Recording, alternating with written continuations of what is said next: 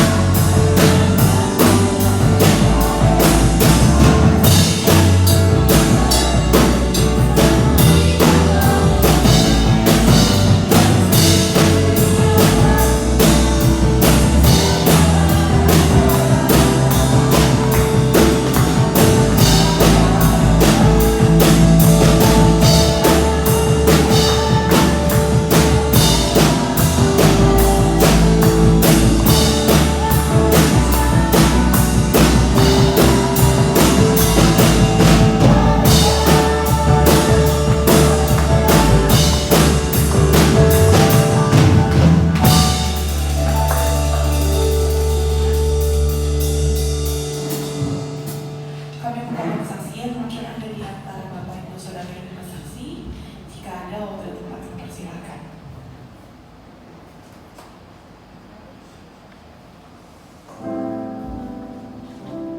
Ada Bapak Ibu? Mungkin khususnya baru pulih kembali ya. Oke, Bu, boleh?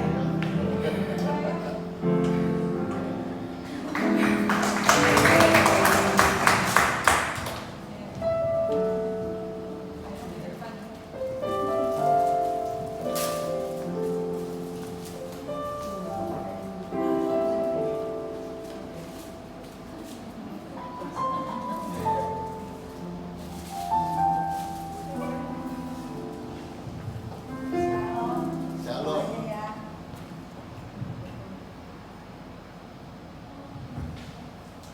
Saya mau kesaksian. 2 minggu yang lalu saya sakit. Terus semua tetangga pada melihat saya ya, pada bilang semangat segala macam. Saya bersyukur banget. Ya saya bersyukur ya, bersyukurnya saya masih bisa jalan. Saya masih bisa lari lah, masih bisa goyang-goyang ya, masih bisa gimana sih? Masih enakin lah, pokoknya enakin. Terus saya juga merasa gimana ya, sambil bengong gitu suka ngelamun, suka ingat-ingat gitu, kenapa saya begini, kenapa begitu. Kalau masalah doa ya, saya kalau itu doa, saya kalau pagi, kalau subuh juga saya bangun, kalau azan subuh saya bangun. Saya kayak orang layaknya saya mau sholat gitu ya, saya bangun gitu. Terus saya bilang, Tuhan ini saya kenapa gitu, maksudnya tiba-tiba kenapa begini. Saya bingung ya, saya bingung banget. Terus sampai mengingat. Akhirnya saya bilang gini, apa ini cobaan saya gitu dalam hidup saya ya, saya memang harus seperti ini. Terus akhirnya saya ingat lagi, tapi Tuhan nggak mungkin mencobai saya ya. Semua datang memang dari diri kita juga, kenapa kita gitu. Pokoknya saya bersyukur dah. Sakit juga cepat baik, memang dasar. Kata orang-orang ini udah lu mah berdasar begini, lu menabur ya baik, lu pasti baik lagi. Pokoknya dibilang begitu. Orang yang bilang begitu Yesus ya, lu tenang aja Yesus, pokoknya lu bisa jalan, lu enggak begini mah nggak sakit apa-apa gitu. Yaudah, terima kasih ya.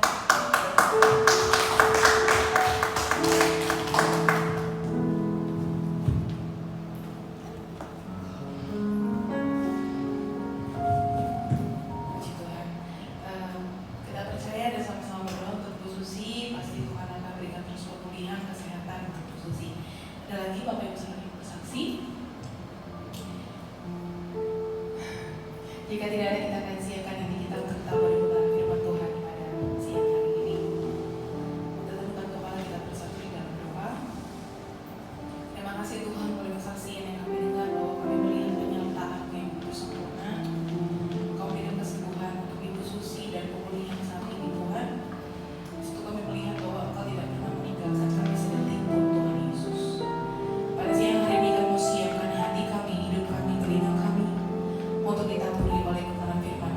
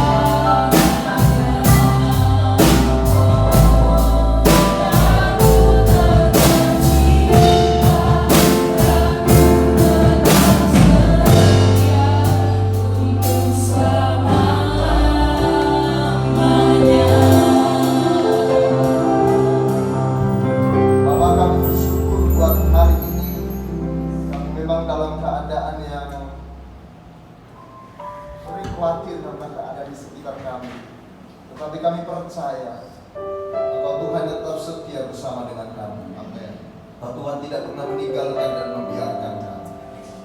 Kami memang tidak tahu apa yang akan terjadi, tapi kami tahu segala sesuatu dalam kendali dan kontrolnya Tuhan. Terima kasih hari ini kami bisa beribadah kembali di tempat ini. Kami bersyukur ya Tuhan. Dan biarlah kebenaran firman-Mu sungguh-sungguh melawat memberkati kehidupan kami. Biarlah setiap umat-Mu yang datang pada hari ini ke tempat ini, mereka berjumpa dengan Tuhan, memulihkan kehidupan kami, menguatkan kami, menolong kami. Terima kasih Tuhan. Ada sukacita dari Tuhan melimpah di tempat ini, sehingga kami beribadah bukan dengan ketakutan, bukan dengan kekhawatiran, tetapi dengan pengharapan, dengan iman dalam kasih. Karena kami tahu Kau hadir di tengah-tengah ibadah kami. Roh Kudus bekerja.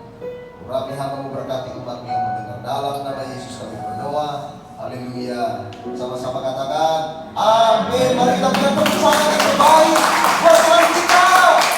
Haleluya, haleluya, haleluya. Silakan duduk Bapak Ibu yang dikasihi Tuhan. Senang bisa berjumpa dengan jemaat Tuhan di tempat ini. Terima kasih Pak Agustano dan Ibu dan semua pelayan Tuhan yang memberi kesempatan bisa melayani. Ini ibadahnya live juga ya? Oh rekam ya? Oke. Baik Bapak Ibu, kita bersyukur ya kita bisa beribadah kembali ya setelah kemarin sempat akhirnya kita online, tetapi kita bisa beribadah onsite kembali hari ini. Satu sukacita yang luar biasa. Amin saudara. Karena Pak, kita bisa berkumpul kembali bersama-sama. Saya akan berbicara satu tema di tengah badai terus menerus. Ya, ini mungkin satu tema yang judulnya saja kok ya agak berat nih Pak. Ada tema badai pasti berlalu kan begitu saudara ya. Itu harapan kita. Tetapi kita bicara tentang satu realita hidup yang kadang-kadang kita harus sadari bahwa badai bisa terjadi terus menerus dalam kehidupan kita. Nah, kita belajar dari firman Tuhan bagaimana ketika badai terus menerus terjadi dalam hidup saudara, hidup saya, apa yang harus kita lakukan sehingga kita menjadi umat Tuhan yang terus berkemenangan dengan Dia. Yang sesuai katakan amin. Mari kita buka Kisah Para Rasul pasal 27 ayat 20 sampai 25. Kisah Para Rasul 27 ayat 20 sampai 25.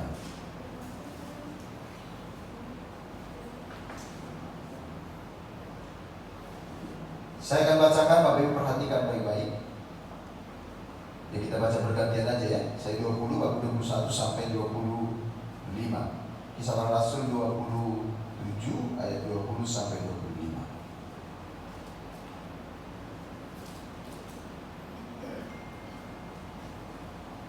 Setelah beberapa hari lamanya, baik matahari maupun bintang-bintang tidak kelihatan, dan angin badai yang dahsyat terus-menerus mengancam kami. Akhirnya putuslah segala harapan kami untuk dapat menyelamatkan diri kami. 21, 1, 2, 3.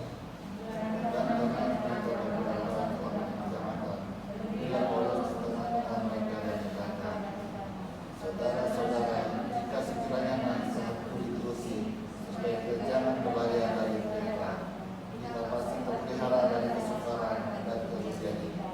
Tetapi sekarang juga dalam kesukaran ini, aku menasihatkan kamu, supaya kamu tetap bertabah hati, sebab tidak seorang pun di antara kamu yang akan binasa, kecuali kapal ini.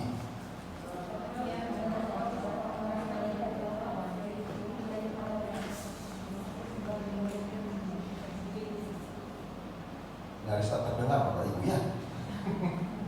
Coba sekali lagi suaranya lebih kencang ya. 1, 2, 3. Karena tadi malam seorang malaikat dari Allah, yaitu dari Allah, yang aku sembah sebagai milik yang berdiri di sisiku. Dan ia berkata, jangan takut Paulus, engkau harus menghadap Kaisar. Dan sesungguhnya oleh karunia Allah, maka semua orang yang ada bersama-sama dengan engkau di kapal ini akan selamat karena engkau. Karena itu, lapangkanlah hatimu, saudara-saudara, karena aku percaya kepada Allah bahwa semuanya pasti terjadi sama seperti yang dikatakan kepadaku. Amin. Bapak Ibu yang dikasihi Tuhan, ya, Kita membaca bagian firman Tuhan yang mengisahkan tentang perjalanan Paulus menuju Roma. Dan pada waktu itu tentu belum ada pesawat, Bapak Ibu ya. Jadi mereka lewat laut. Tapi dalam perjalanan menuju Roma, sudah beberapa kali mereka mengalami badai sebenarnya. Dan satu waktu Paulus berkata, kita jangan lewat Kreta, ya, ada daerah Kreta namanya. Tetapi ternyata si pemilik kapal mengatakan nggak apa-apa, kita lewat sana aja. Dan betul Bapak Ibu yang dikasihi Tuhan, di tengah perjalanan mereka diterpa oleh badai. Dan ayat 20 mengatakan setelah beberapa hari lamanya, beberapa hari lamanya, baik matahari maupun bintang-bintang tidak kelihatan. Jadi sudah berhari-hari, ini gak ada tanda-tanda ini badai akan berhenti. Sudah bertahun-tahun Pak, gak kunjung. Suami saya telepon, entah di mana pun dia. Bang Toib aja cuma berapa kali lebaran ya. Suami saya udah 5 kali Natalan Pak. Nggak ada tanda-tanda bahwa akan sembuh. Nggak ada tanda-tanda akan pulih ekonomi.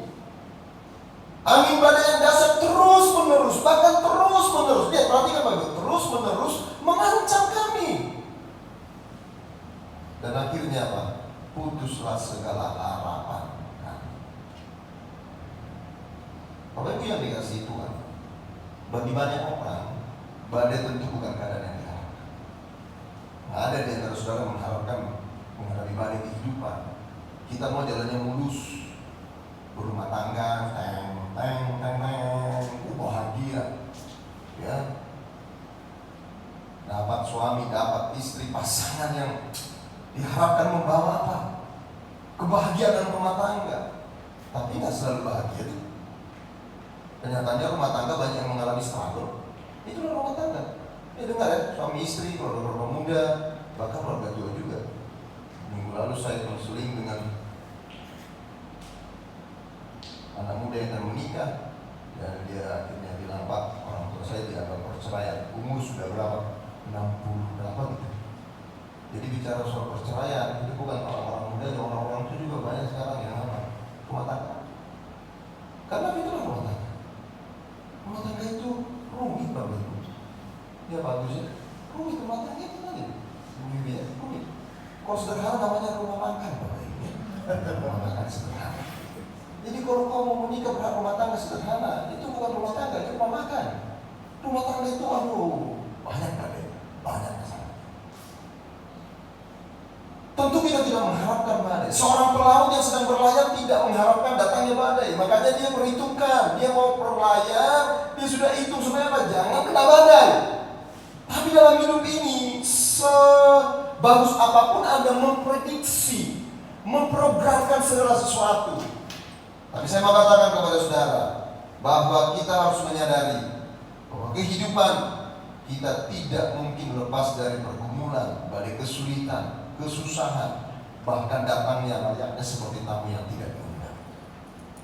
Tiba-tiba anak kita tiba-tiba apa? Kita dapat laporan dari sekolah, Pak, tolong ke sekolah Pak, anaknya ini Pak ngaco nih Pak. Dari malam saya sampai jam 9 masih nongkrong di Taman Permata itu, yang ada tenda-tenda itu, short itu sama teman. Tiba-tiba teman saya datang, punya ponakan gue ditangkap, polisi datang ke rumah. Kenapa? Ketangkap barang bukti, ada Pak, ganja, narkoba. Istrinya sampai nangis-nangis. Coba lihat, orang tua harus bergumul dengan anak-anak, dibesarkan, disekolahin, ya. Apalagi anak-anak zaman sekarang ya, Bapak Ibu ya, waduh, itu kalau anak zaman dulu kan bapaknya bilang udah, lu diam aja, diam. Anak sekarang dia tanya, iya Pak, lu nggak ngerti apa-apa, apaan nggak ngerti, cuma penjelasin gitu cuma sesuatu. Nah, saya apa? Itu badai-badai kadang-kadang kita nggak duga bisa menerobos kehidupan kita. Masalah ekonomi, masalah kesehatan. Oktober kemarin, kira-kira Desember akhirnya vonis istri saya kena kanker. Kami tidak pernah menduga, istri saya nggak pernah menduga, anak saya paling besar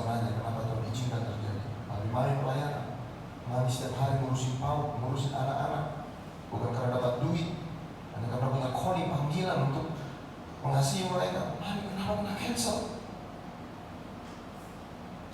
Kadang-kadang Bari bukan cuma satu, tapi terus menerus seperti yang dialami oleh Ayub. Ayub hartanya habis, anaknya mati, kesehatannya juga mengalami apa? Masalah. Terus istrinya juga ninggalin dia. Coba masalahnya saudara-saudara apa? Mana yang tidak pernah berhenti terjadi? Terus menerus. Dan seperti firman Tuhan katakan, akhirnya bisa kita jadi putus asa, putus mengharap. Next point. Banyak orang tidak hanya menderita dengan apa yang sedang mereka derita.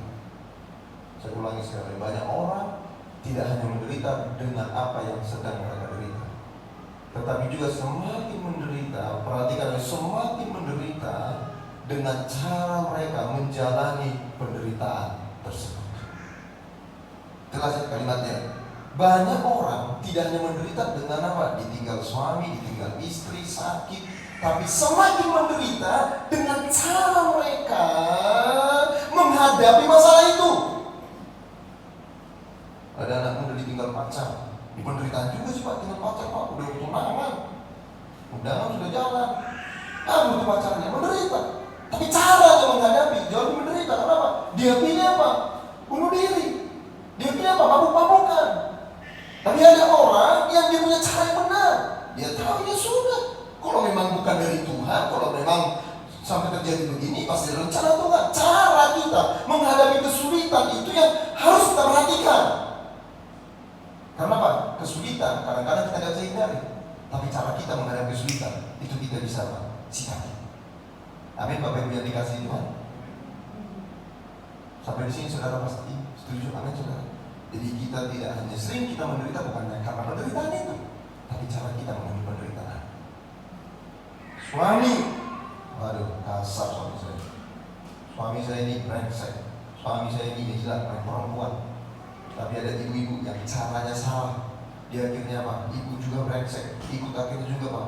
Dia main perempuan, gua main laki-laki, sama-sama main gitu saudara ya kan? Ada orang gitu. Tak menderita. Tapi ada ibu yang berkata, kamu bisa begitu, kamu gak ngerti kebenaran. Saya akan belajar setia, saya akan doain kamu. Cara menghadapi penderitaan. Badainya akan berlalu, tapi cara menghadapi badai tetap. Amin Bapak Ibu. Badainya tidak segera berlalu. Harapan kita sih badainya segera berlalu. Seperti Tuhan menghadapi badai, diam, langsung diam. Tapi kadang-kadang gak diam-diam juga. Nah, ketika di tengah badai penderitaan, perhatikan kalimat ini Bapak Ibu, kita akan membawa apa saja bersama dengan kita. Ketika kita di tengah badai kesulitan, penderitaan, kita akan membawa apa saja dengan kita ke dalam penderitaan itu. Termasuk harapan dari situ, asumsi, perspektif, keinginan, keputusan. Jadi ketika dalam penderitaan, semua banyak hal yang akan Anda bawa ke dalam penderitaan itu. Ini yang membuat kita tidak hanya dibentuk oleh penderitaan, tetapi cara kita menghadapi penderitaan itu. Dan bagaimana supaya kita bisa tetap kuat dan terus menerus ya di tengah badai yang terus menerus terjadi. Saudara siap diberkati firman Tuhan hari ini. Amin. Yang pertama. Next point. Kalau Anda lihat ayat 22 dan ayat 25, ada dua kata yang penting kita perhatikan di sana. Ayat 22 dikatakan, tapi sekarang juga dalam kesukaran ini aku menasihatkan kamu supaya kamu bertabah hati. Bertabah hati. Ayat 25. Sebab itu tabahkanlah apa saudara? Hatimu. Yang pertama saudara-saudara, ketika kita dalam penderitaan, kita harus memiliki hati yang teguh, hati yang tabah, hati yang ikhlas. Tabahkan, kuatkanlah hatimu. Yosua ketika memimpin bangsa Israel, Tuhan bilang apa? Jangan takut, kuatkan teguhkan hati. Karena apa? Yang paling penting kita jaga dalam kehidupan ini, dalam situasi apapun, apa? Hati Anda. Kalau diberkati Tuhan, jangan sombong. Kalau Anda lagi jatuh, jangan nyerah, kecil hati, jangan kecewa, hati. Bahkan dikatakan dalam Amsal 4 ayat 3, jagalah hatimu dengan segala kewaspadaan, karena dari situlah terpancar kehidupan. Di tengah masalah sering kita punya hati yang apa? Yang kecewa. Di tengah masalah kita sering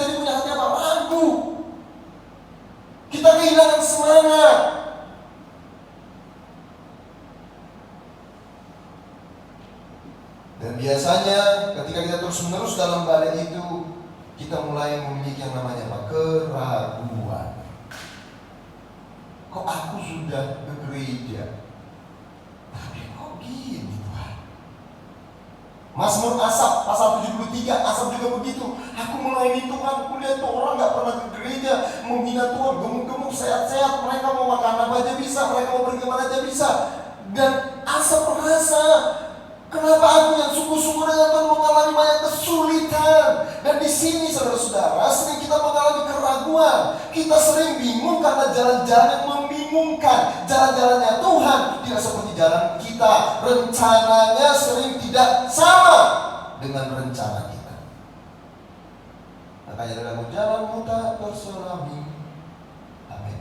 Itu jalan Tuhan.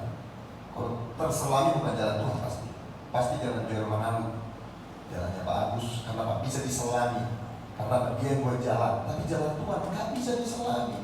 Dan di tengah jalan yang tidak terselami ini, apa yang perlu Anda jaga? Hati Anda untuk tetap percaya kepada Tuhan. Hati kita untuk tidak ragu akan kasih Tuhan.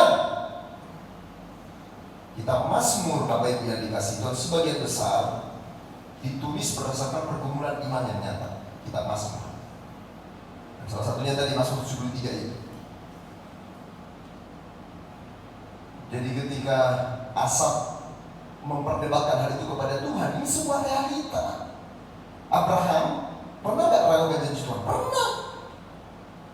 Udah disuruh nanti akan punya anak seperti bintang, tapi gak ada. Sarah dikatakan apa? Mandul. Abraham ragu, terus dia jatuh. Abraham coba kamu keluar, lihat tuh langit ya. Terus lihat laut. Kenapa dia ragu? Nah, keraguan itu menjadi cara di mana iblis bisa apa? Menghancurkan kehidupan kita. Keraguan sebenarnya hal yang biasa.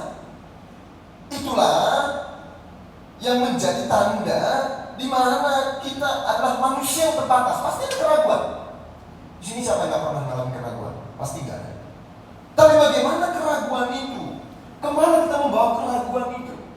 Ketika Asaf ragu, dia tanya sama Tuhan, dia ngomong sama Tuhan.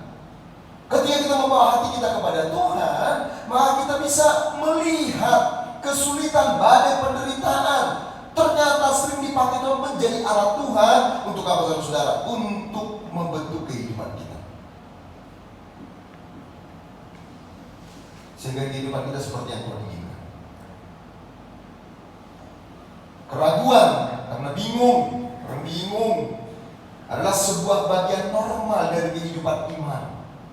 Ini sehat Bapak Ibu. Ini saya katakan tadi di Mazmur banyak yang ragu. Ini satu hal yang sehat secara rohani bila apa? Mendorong Anda untuk membawa kebingungan itu kepada Tuhan dan tidak membuat Anda dalam kebingungan yang menghakimi diri Anda, menghakimi Tuhan. Memang Tuhan gak baik sama saya, memang Tuhan gak adil, saya gak mau pelayanan lagi, saya gak mau bekerja, saya gak mau kasih persembahan, persepuluhan. Karena apa? Mungkin kita salah berpikir kasih persembahan sebelum menjadi barter dengan Tuhan. Kita pikir ini menjadi alat transaksi dengan Tuhan. Sehingga apa? Kita akhirnya menjadi orang yang ragu. Dan membuat kita akhirnya tidak bisa lagi punya hati yang benar. Kita menjadi hati yang gak percaya, hati yang kecewa, pahit. Makanya Paulus katakan ketika mereka putus asa, udah gak ada bintang dilihat, cuaca gak berubah, tetap gelap. Dan Paulus berkata, tetap tabahkan hati. Tabahkan hati. Amin saudara. Karena orang yang kuat, dia punya hati yang kuat, hati yang tabah, dia pasti akan melihat perkara besar dari Tuhan di tengah kesulitan tersebut. Gak mudah bagi kalian melewati masa-masa sukar ketika istri saya kena kanker. Yang pertama, waktu di Indonesia sudah divonis stadium 4 dan sudah menyebar ke paru. Kalau di stadium 4 itu saudara-saudara sudah sulit diprediksi. Usianya itu sudah singkat. Kami periksa selama di Indonesia dari 1 rumah sakit, 2 rumah sakit, 3 rumah sakit, 4 rumah sakit. Dan kesimpulannya kena kanker stadium 4. Kami berharap itu bukan kanker, Karena waktu di pemeriksaan pertama dia ada di BIRES 3. Jadi kalau BIRES 3 itu antara tumor, antara cancer, belum ada final. Akhirnya di PET scan dan benar-benar cancer. Waktu di Gatot Subroto saya mau ambil obat kemo. Tiba-tiba dari saya coba bawa ke pena. Saya bilang, saya gak bilang sama istri. Kalau saya bilang sama istri, kalau Tuhan tolong kita bisa ke pena, kamu gak suka. Karena kami itu waktu gak ada asuransi, istri itu gak ada asuransi. Karena cancer itu biayanya mahal.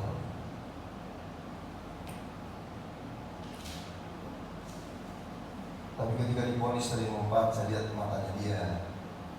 Jadi mobil dia nangis. Saya kuatkan dia dan saya bilang, kalau Tuhan berkati kita untuk bisa berangkat ke Penang, beli tiket, Tuhan pasti tolong. Baru saya starter mobil STAD, teman saya telepon, "Terus, Joel, saya ada transfer 7 juta untuk kamu." Saya bilang sama saya, kita berangkat. Nanti ke depan nggak tahu ya, nggak masalah. Berangkat dan ketika divonis dengan 154 kami ke Penang, dan dokter periksa ulang semua. Dan ada satu analisa yang diagnosa yang dokter tidak match ya, tidak nyambung. Karena kalau stadium 4 dia dikatakan nyebar ke paru, cancer itu nggak mungkin dari payudara masuk ke paru, lewatnya di tempat tinggi bawah ketiak. Jadi itu bersih nggak ada apa. Periksa lagi, periksa di Local Life Hospital. Dia bilang memang di paru kamu ada masalah, tapi belum tentu cancer. Bisa cancer, tapi bukan sebaran. Bisa juga cancer. Dengan jadi tidak takut. Saya ada telepon dokter, ada satu dokter, dua dokter di Penang, rumah sakit yang berbeda di Negel. Dan waktu di bronkoskopi lagi, ambil cairan lagi. Dan puji Tuhan itu bukan cancer, tapi virus di antara paru yang kalau nggak ditangani berbahaya. Dan dokter bilang, untung kamu di Indonesia kemarin nggak kemo. Kalau istri kamu kemo pertama dia bisa meninggal. Karena virus di paru ini akan hancur. Karena kemudian selama kurang 1 bulan itu virus diberesin dulu, 9 bulan diberesin sebenarnya. Sampai sekarang masih obat. Supaya kalau memang memungkinkan kemo, dia berjalan bersama-sama. Cancer dan paru diobati bersama-sama. Mulai dari kita, dan apa yang terjadi? Saya berpikir lah, misalnya walaupun saya ya tidak punya asuransi, saya hamba Tuhan, saya juga diberkati dan percaya banyak orang di mana-mana. Saya berpikir nggak usah pusing. Tapi tiba-tiba yang terjadi, lockdown. Ada satu gereja yang jadwal saya itu sepanjang tahun 2020 ini dibook semua jadwal saya. Satu gereja yang besar di Jakarta. Saya khotbah, ya itu persembahan kasihnya mungkin terbesar antara gereja-gereja sekali khotbah bisa 5 kali, bisa 8 kali. Saya pikir aman, lockdown, gak ada khotbah, gak ada pelayanan. Tapi kami belajar memakan hati untuk tidak takut. Kemo pertama saya masih temani istri saya. Kemo kedua, 1 hari sebelum Malaysia di lockdown, kami runding. Dan dia bilang saya berangkat sendiri. Kamu di sini sama anak-anak. Takutnya kalau kita berangkat berdua lockdown, kita nggak bisa pulang. Dan betul sudah lockdown. 5 bulan istri saya jalani kemo sendiri. Sampai dia operasi tanda tangan sendiri. Kalau ada apa-apa, cuma nomor telepon saya dititik. Tapi apa? Dia seorang wanita yang kuat. Dia punya hati yang kuat. Kami diberi keteguhan hati oleh Tuhan untuk menjalani semua kesulitan. Dan kalau kita punya hati yang teguh, hati kita menjadi hati yang benar untuk diberkati oleh Tuhan. Karena kalau kita kecewa, marah, nggak bisa ada berkat Tuhan di sana. Amin. Hati kita harus dijaga. Yang kedua, next. Saudara harus dengar suara Tuhan. Tahu saudara, virus corona ini membuat kita harusnya makin dekat dengan Tuhan. Terbatas sekali kehidupan kita. Ketika Paulus menguatkan mereka, Paulus bukan dengan hikmatnya sendiri. Tapi dia berkata ada malaikat Tuhan yang menjumpai dia. Dia mendengar suara Tuhan. Dan ini penting, Bapak Ibu yang dikasihi Tuhan. Sebenarnya ketika kita terbiasa membangun hubungan dengan Tuhan, kenapa dikatakan yuk baca Alkitab, yuk doa, yuk baca Alkitab, yuk doa, supaya kita punya kepekaan mendengar suara Tuhan. Karena suara dunia ini menakutkan, suara dunia penuh kebohongan, dan iblis cuma punya satu hal, yaitu apa? Tipu daya, kebohongan. Dan orang yang gak punya kebenaran, dia mudah dibohongi. Tapi kalau kita punya kebenaran, kita gak mungkin dibohongi. Amin, saudara. Kalau Anda punya kabar yang benar, ketika ada hoax yang masuk pun Anda bilang bohong, karena tahu kebenaran. Tapi kalau Anda nggak punya kebenaran, maaf, kita cuma ke gereja nggak pernah baca Alkitab, ya. Karena di gereja Pak rame, dan nyanyi enak, ya bisa goyang, gitu kan saudara ya. Benar, di gereja kita bisa nyanyi, kita suka cita, itu betul. Tapi itu nggak cukup. Harus punya kepekaan apa? Terus menerus bangun hubungan. Tapi sayangnya banyak orang bosan, malas, ngurumpi bisa, nonton bisa, main game bisa, berjam-jam. Kenapa nggak bisa dengan Tuhan? Itulah sebabnya iblis tahu betul. Kalau kita connect, bisa dengar suara Tuhan, maka kita akan tahu semua kebohongan. Dan dia nggak punya akses masuk dalam kehidupan saudara. Ingat saudara, 1 Petrus 5:8 mengatakan, sadarlah dan berjaga-jaga. Lawan musuh iblis berkeliling, dikeliling Pak. Ya kadang-kadang ke tempat saya, ke rumah saya kelilingnya, kadang-kadang ke rumah saudara, dia keliling kerjanya. Memang kerjaannya keliling. Amin. Kadang-kadang dia datang ke rumah saudara, dia keliling, dia lihat. Keliling kerjanya. Seperti apa singa yang mengaum-ngaum. Tahu saudara, mengaum-ngaum. Ini mengaum bicara apa? Kebohongan. Terus disampaikan kebohongan. Mencari orang yang bisa dibohongi. Mencari orang yang bisa dibuat jadi ragu. Mencari orang yang bisa ditelannya. Dia berkata, di mana Tuhanmu? Kalau engkau punya Tuhan, masa kau biarin begini? Mengapa kau mengalami hal begini? Kau ditinggal suamimu. Dan ada banyak kebohongan. Karena memang dia cuma punya satu. Itu namanya kebohongan. Lalu kemudian saudara, dia cuma punya apa namanya? Kebohongan. Dia cuma punya, kita cuma bisa memberi apa kita punya. Dan ini cuma yang punya namanya kebohongan. Mazmur 42:4 mengatakan, inilah yang ku ingat sementara jiwaku gundah gulana. Aduh, ada keraguan. Tapi apa? Bagaimana aku berjalan maju dalam kepada manusia, mendahului mereka, melangkah ke rumah Allah dengan sorak-sorai, melangkah ke rumah Tuhan, dia bersekutu dengan Tuhan. Memang gundah gulana, tapi dia terus membangun hubungan dengan Tuhan, mendengar apa yang Tuhan katakan. Saudara perhatikan, penderitaan atau badai bukanlah satu pertanda bahwa kita telah ditinggalkan oleh Tuhan, melainkan tanda bahwa kita hidup di sebuah dunia yang rusak. Memang rusak, sudah hancur. Itulah sebabnya Tuhan datang untuk menyelamatkan dunia lewat seorang juru selamat menyelamatkan kita. Saudara-saudara, Tuhan tidak pernah meninggalkan kita. Kadang-kadang kita merasa seperti tinggalkan Tuhan. Bahkan saat Anda tidak melihat apapun, saat Anda tidak merasakan apapun, Dia tidak pernah berhenti berkarya. Saudara tahu lagu Waymaker itu? Ya, nggak lihat apapun, nggak rasa apapun. Tapi apa? Saya percaya Tuhan tetap berkarya. Amin saudara. Itulah sebabnya butuh kepekaan. Butuh kepekaan, latih. Semakin Anda bersahabat dengan seseorang, angkat telepon aja, dia mungkin ganti-ganti suaranya, nomor lain Pak. Belum ganti suara lo, kenapa? Kita udah tahu saudara, karena kita punya hubungan. Amin Bapak Ibu yang dikasih itu. Ini waktunya dekat dengan Tuhan. Apalagi sih yang bikin kita bisa dekat dengan Tuhan? Kalau sampai virus corona ini tidak menjadi momentum untuk Anda dekat dengan Tuhan. Ya. Kalau sampai virus ini nggak membuat kita kayak sungguh-sungguh cari Tuhan. Dan yang ketiga, next, bagaimana kita bisa ya di tengah badai terus-menerus. Yang pertama tadi, kita harus tambahkan hati kita, kuatkan hati kita. Kalau Anda punya hati yang kuat, Anda bisa ya punya hati yang benar untuk menerima berkat Tuhan. Yang kedua, punya kepekaan dengan suara Tuhan. Nah, yang ketiga, ayat 26 dikatakan dari Sabda Rasul tadi, ayat 26. Namun kita harus mendapatkan kapal ini ke salah satu pulau. Jadi walaupun dia sudah kuat, dia sudah dengar suara Tuhan, dia harus bertindak. Ada bagiannya.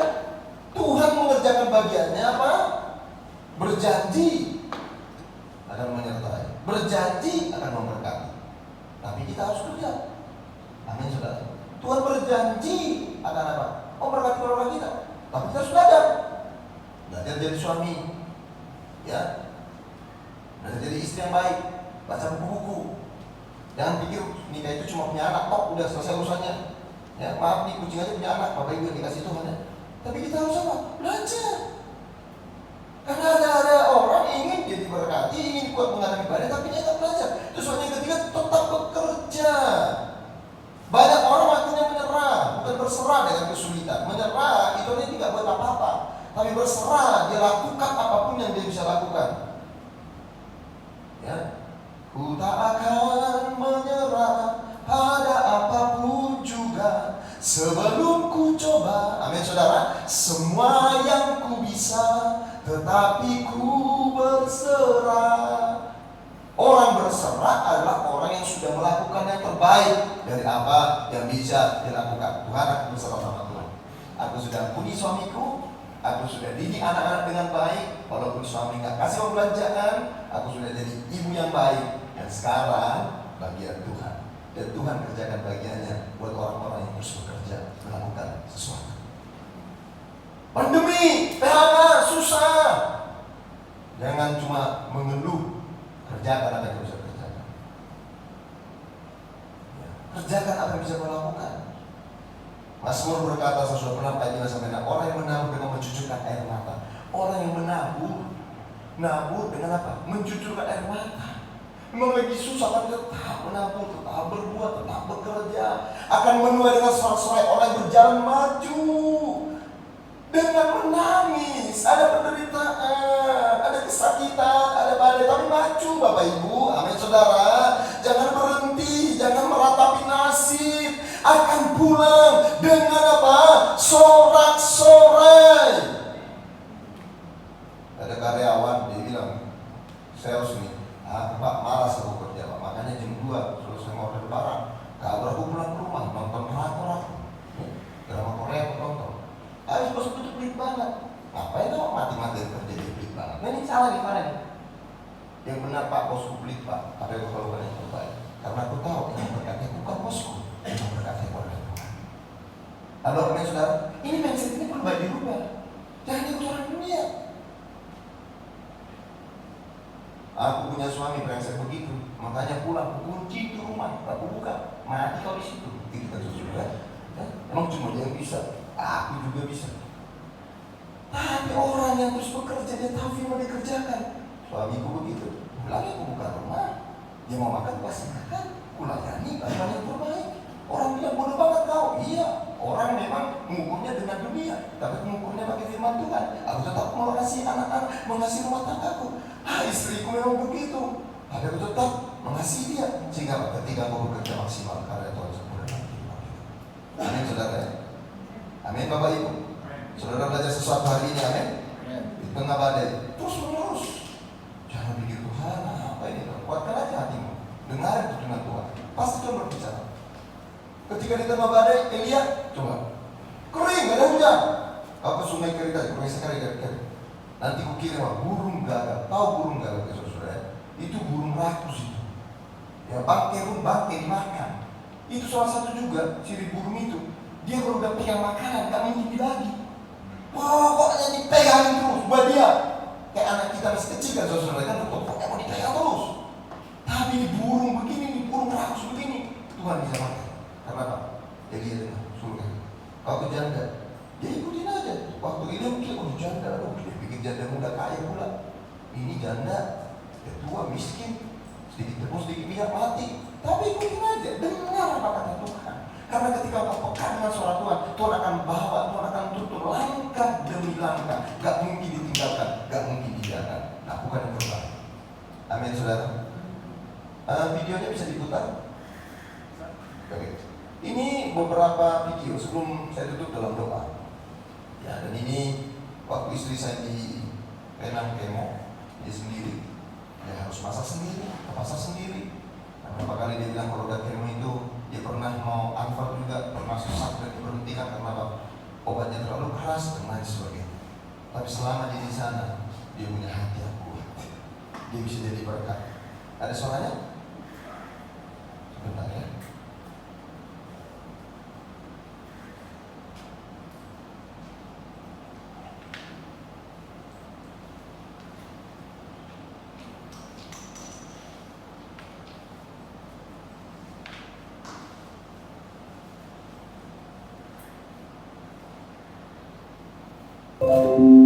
Keluarga, suami, dan anak memang sesuatu yang membuat saya juga merasa sepi, tetapi saya tahu bahwa ada Tuhan yang menyertai saya di sini.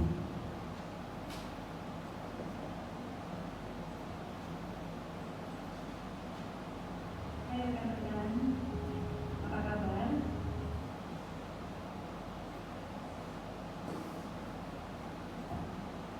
Hai rekan-rekan, apa kabar? Berharap semuanya baik-baik.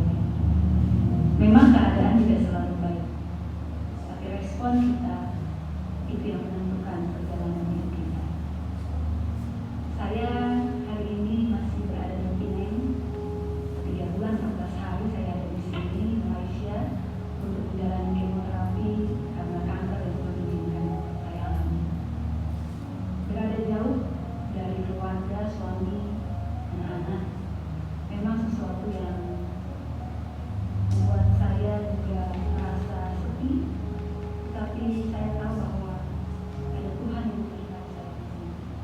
Ada Tuhan yang tidak pernah meninggalkan kita.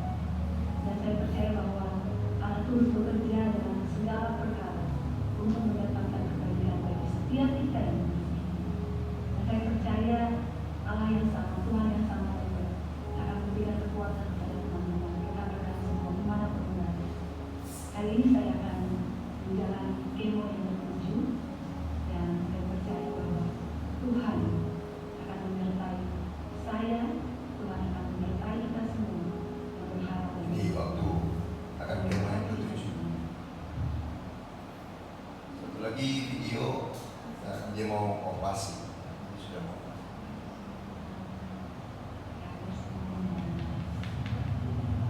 Filipi 3 ayat 10 berkata bahwa yang menghendaki yang mengenal Dia dengan kuasa kebangkitannya dan persekutuan dengan penderitaannya supaya kita menjadi serupa dengan Dia. Teman-teman, apapun yang terjadi dalam hidup kita, berkat-berkat yang kita terima maupun perjumpaan-perjumpaan yang menginginkan terjadi, itu semuanya supaya kita semakin mengenal Dia. Mari kita belajar semakin mengenal siapa Tuhan kita. Dia Bapa yang baik, bahwa tidak ada rencananya yang jahat. Tuhan tidak pernah salah dalam rencana-rencananya atas hidup kita. Dan kalau Tuhan izinkan terjadi semuanya dalam hidup kita, ada sukacita, ada penderitaan yang harus kita alami, semuanya supaya kita menjadi orang-orang yang mengenal Dia. Dan pada akhirnya pengenalan kita akan Tuhan membuat kita makin bertumbuh, disempurnakan dalam Dia. Puji Tuhan, hari ini saya ada di rumah sakit Buan Lai, karena sebentar lagi saya akan operasi. Terima kasih untuk semua dukungan teman-teman, untuk semua rekan-rekan, bahkan untuk semua kata-kata penguatan, bahkan berkat-berkat yang teman-teman juga sudah berikan kepada saya. Kiranya Tuhan memberkati. Tetap semangat, Tuhan memberkati kita semua. Bye. Amin. Bapak Ibu yang dikasihi Tuhan, yang saya katakan tadi, cara kita menghadapi penderitaan itu sangat penting. Bagaimana kami jalani proses benar-benar prinsip pada guru. Selalu ada mana yang kami sediakan. Setiap akan kemo, setiap akan bayar apartemen, setiap mau operasi, pas mau operasi, Tuhan selalu buat mujizat. Tuhan tidak pernah meninggalkan dan membiarkan. Ada orang-orang yang janji sama saya, Pak, nanti kita bantu. Kalau mereka tidak mentransfer, saya nggak pernah ingatkan. Saya akan bilang, Pak, kan udah janji. Saya cuma bawa kepada Tuhan. Dan luar biasa, Tuhan memberkati dengan sempurna, dengan ajaib. Dengan badai apapun yang ada. Mari makin dekat dengan Tuhan. Kerjakan apa yang bisa kita kerjakan. Jangan malas, jangan banyak alasan. Ya. Karena Tuhan akan memberkati kita melewati setiap badai. Seperti Paulus katakan, orang-orang bersama dengan Engkau tidak akan binasa, mereka pasti selamat. Tuhan pun akan tolong kita melewati masa yang sulit karena COVID-19 ini. Kita pasti akan sanggup melaluinya. Amin. Untuk firman Tuhan. Mari kita datang kepada Tuhan. Terima kasih.